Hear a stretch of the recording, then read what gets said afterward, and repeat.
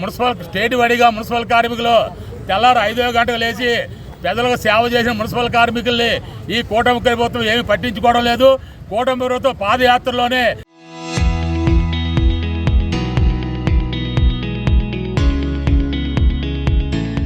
ముందు మమ్మల్ని గెలిపించండి, వచ్చిన వెంటనే మీ మున్సిపల్ కార్మికుల సమస్య పరిష్కారం చేస్తామన్నారు. గెలిచి 2 సంవత్సరాలైనా ఈ కూటమి ప్రభుత్వం మున్సిపల్ కార్మికుల సమస్యలు ఎక్కడా కూడా పట్టించుకోవడం లేదు. అలాగే అవుట్సోర్సింగ్ కార్మికులు అన్ని కేటగిరీలో ఉన్న వాళ్ళు పర్మిట్ చేయాలా, పర్మిట్ చేసి అలాగే ఈ కార్మికులందరూ కూడా రిటైర్ అయిపోతే అవుట్సోర్సింగ్ కార్మికుడికి కనీసం ₹1,00,000 గ్రాట్యుటీ ఇవ్వాలా. వాడు 20 సంవత్సరాలు 30 సంవత్సరాలు చేయని అవుట్సోర్సింగ్ కార్మికుడు రూపాయి బెనిఫిట్ లేకుండా రిటైర్ అవుతున్నాడు. ₹1,00,000 గ్రాట్యుటీ ఇవ్వాలా.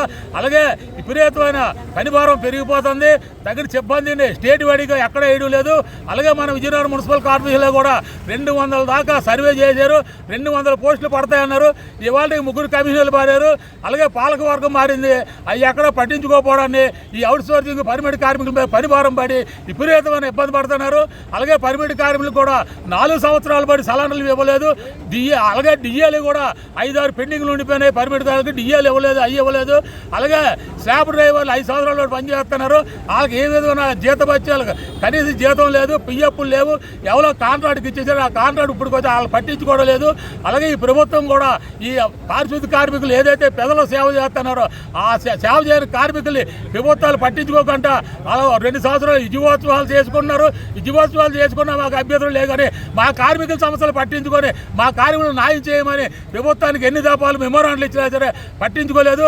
అంటే స్టేట్ వారీగా దశల వారి ప్రోగ్రాం ఇవాళ మున్సిపల్ ఆఫీస్ ధర్నా, రేపు ఎమ్మెల్యే గారికి లెటర్ ఇస్తాం. సోమవారం 22వ తారీఖుని అలాగే 24వ తారీఖుని కలెక్టర్ ఆఫీస్ ధర్నా చేసి కలెక్టర్ గారికి కూడా లెటర్ ఇస్తాం.